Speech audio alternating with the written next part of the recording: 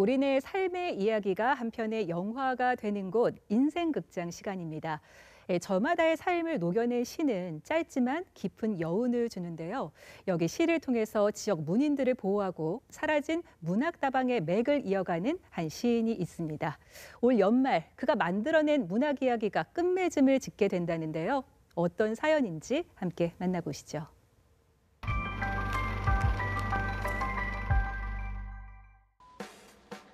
대구의 역사와 정체성을 느낄 수 있는 경상가명의 옛터.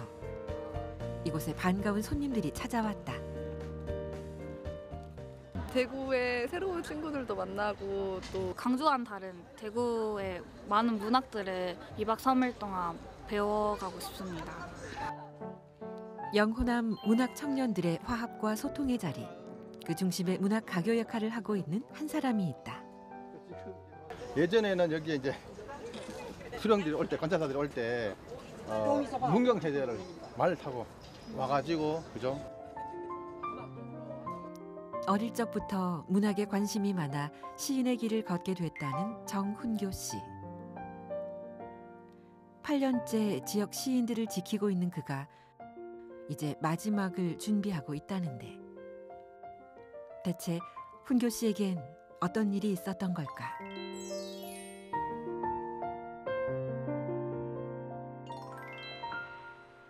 대구 북구 칠성동. 3천여 권이 넘는 시집들을 만날 수 있는 이곳은 지역 최초의 시집 전문 서점인 시인 보호구역이다. 지역에서 우리 어른들 세대는 작가들이 많단 말입니다. 문양의 고장이라고 할 정도인데 젊은 작가들 40대 이하, 30대 이하 작가들은 대구 경북을 통틀어 손에 꼽을 정도니까 야 이대로 더 가면은 정말 작가가 멸종이 되겠구나. 그래서 저는 이제 위기의식을 많이 느꼈죠. 실제 눈에 보이니까. 그래서 이름을 시인 보호구역으로 해서 나라도 먼저 시작을 하자. 그래서 이제 가까운 문학하시는 분들부터 같이 연대를 좀 하고. 8년째 시인 보호구역을 운영하고 있는 서점의 주인 정훈교 씨. 2010년에 등단한 그는 지역 시인들의 창작 활동과 지원에 앞장서고 있는 시인이다. 초등학교 때, 중학교 때, 고등학교 때 심지어 군대 가서 육군 수첩에도 이렇게 시를 적을 정도로 아주 좋아했었죠. 그리고 제대를 하고 나니까 정말 시를 제대로 한번 써야 되겠다. 대체 시가 뭔가. 갈수록 변방에 내몰리는 지역의 시단을 살리고자 꾸준하게 문화 행사를 해오고 있는 훈교 씨. 지역 문인들의 시 낭송회를 앞두고 그의 아지트에는 어김없이 문학 마니아들이 함께한다. 김용락 시인님이 시하늘의 초대 시인을 초청받으셔가지고 이제 그 시인을 이제 집중 조명하는 어떤 그런 시간입니다. 오늘의 초청 시인 김용락 시인의 무대. 어머니는 들밥을 머리에 이고 들에 나가셨지. 물 주전자 들고 어머니 뒤따르던 콩알만하게 어리던 나는 벌써 환갑을 앞두고 보니 그 농부들의 지극한 경외 속에 자랐건만 안타깝게도 콩알보다 한 줄씩 읽어내려가는 시가 가슴에 맺히는 듯하다.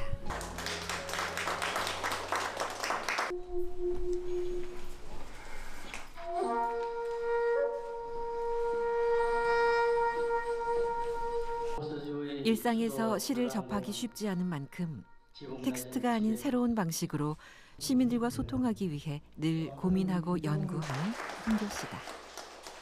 여기 오면 시인이라는 자각도 들고 또 시를 좀 써야 되겠다. 또 좋은 시를 써가지고 독자들에게 이제 감동을 줘야 되겠다는 그런 마음이 생기는 매우 아주 의미 있는 공간이죠. 문학 행사는 너무 좀 진지해요. 진지하고 한면 깊이도 있고 그분의 어떤 문학 이야기 그리고 그분의 시를 또 관객들이 같이 낭독하고 알아보는 그런 시간이었습니다. 오늘은 시인 보호구역에 특별한 손님들이 찾아온 것이다. 지역의 한 대학에서 훈교 씨에게 인터뷰 요청을 해온 것인데 지난 8년의 세월만큼이나 길고 긴 이야기를 나누는 훈교 씨. 오늘따라 시간이 짧게만 느껴진다. 대구에 이런 곳이 있다는 거를 알고 좀 더 많은 사람들이 알면 좋겠다. 그리고 그런 생각으로 일단 오게 됐고, 대표님이 어떻게 이런 공간을 만드셨을까가 되게 궁금해서 저희가 찾아와 오게 됐거든요. 많은 이야기 중에서도 훈교 씨가 털어놓지 못한 게 있다. 시인 보호구역이 올 연말을 끝으로 문을 닫게 된 사실. 아쉬움들이 어색한 웃음 속에 묻어난다. 근데 이런 문화나 복합적인 공간이 있어야 된다고 오히려 저는 더 생각을 하는데 없어진다라고 생각을 하니까 되게 아쉬움이 많이 남을 수밖에 없는 것 같아요. 지역 문화가 스스로 자립하고 문화적 보수성에서 벗어날 수 있도록 노력했지만 외면받는 현실 속에서 결국 문을 닫아야 하는 상황이 온 것. 매달 100만 원 이상의 적자에도 8년을 독하게 버텨왔다. 제가 버는 수입이 없어요. 저도 제 그 4대 보면 안 돼가는 그 비정규직이면서 백수에 가까운데 그러다 보니까 그 동안에 이제 그 회사 다닐 때 퇴직금을 이제 깨고 적금을 또 깨고 그리고 보험 그나마 회사 다니면서 했던 걸 다 깨고 그렇게 운영을 했는데 더 이상 이제 운영이 안 되는 거예요. 임차료 때문에 여러 번의 이사도 해야만 했다. 무엇보다 주변의 싸늘한 시선과 무관심은 창작의 고통보다 더욱 쓰라렸다. 문 닫는다고 하니까 이제 많은 분들이 주변에서 야, 그 정도로 어려운 줄 몰랐다. 그래서 우리가 회의를 한번 하자. 회의도 회의지만 그리고 본인들은 본인이 아는 시인보호구역만큼만 안다. 그래서 시인보호구역이 어떤 활동하고 있는지 전체 좀 브리핑을 좀 해주시면 안 되나. 그래 같이 머리를 한번 맞대보자. 사실 훈교 씨는 시인보호구역을 시작하기 전까지 일반 회사에서 인정받는 임원직이었다. 시인의 꿈을 위해 12년간 다니던 회사를 그만둔 것. 쉽지 않은 결정이었다.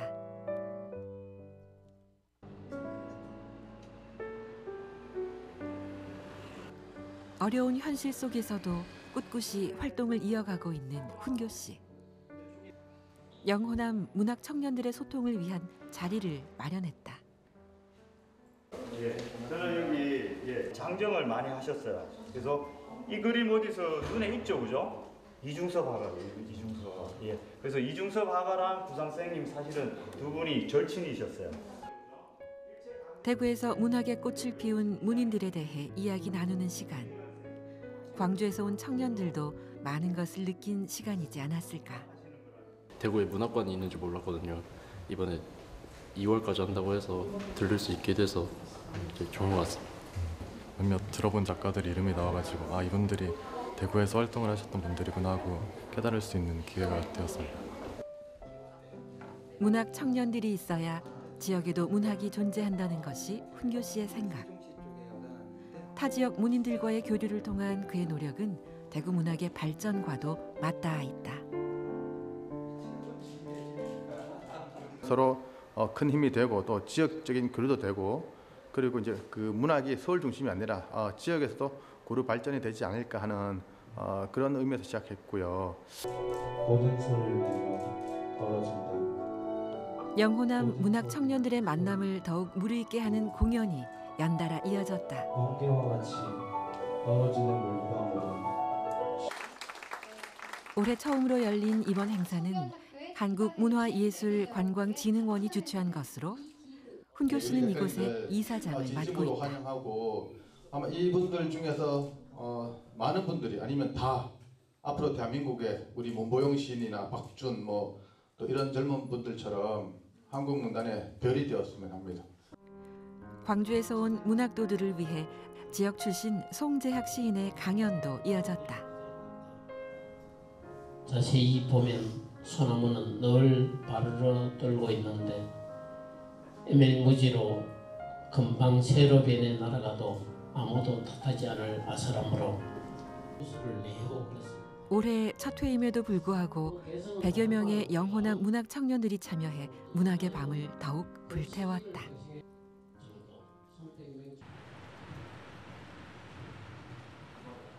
시인 보호구역의 마지막을 한 달여 앞두고 평소보다 무거운 분위기가 감돌고 있다. 시인 보호구역의 마지막을 두고 비상대책회의를 연 것이다. 저는 여기를 계속 했으면 좋겠는데 또 저렇게 어려운 상황에 계시니까 이 공간의 취지 자체가 상당히 이제 공익적인 성격을 담고 있기 때문에 개인의 희생으로 계속 이제 감내하라는 건 좀 무리라는 생각이 듭니다.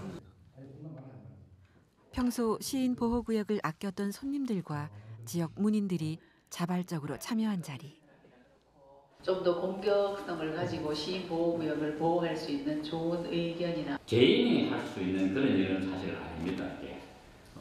근데 이걸 또 누가 관변단체에서 해주는 것도 사실 아니에요. 이번 상황에 대해 그 누구보다 가슴 아픈 한 사람. 마이크를 들고 있는 훈교 씨. 말을 잇지 못한다. 그래서 웃어야죠. 어떻게 해서 제가 운다고 돈이 나와요. 뭐가 나옵니까? 그냥 어차피 알고시 되는 거고, 후회는 없어요. 후회는 당연히 없죠. 제가 그때도 그렇게 생각했어요. 회사 그만두면서 설립 취지를 생각했었고, 그리고 그때도 마음먹은 게 한 번씩 힘들 때마다 설립 취지를 다시 읽자. 그렇게 왔어요. 함께 가야 할 길을 혼자 걸어오게 만든 건 아닌지. 회의 내내 사람들의 마음도 무겁다. 비록 문을 닫더라도 다음에 이제 다시 이제 제도화가는 기회가 있다면 그때는 조금 더 공익적인 성격을 가진 뭐 단체나 법인체로 이제 결성이 돼가지고 정말 여러분들이 함께 이끌어가는 그런 체계로 자리를 잡았으면 좋겠습니다. 저는 한번 이렇게 따라가 보겠습니다. 어디를 가더라도. 어떤 식으로든 좀 마음을 좀 모아서 또 시인보호구역이 회생할 수 있는 방법이 있으면 좀 좋은 길을 좀 모색했으면 싶습니다.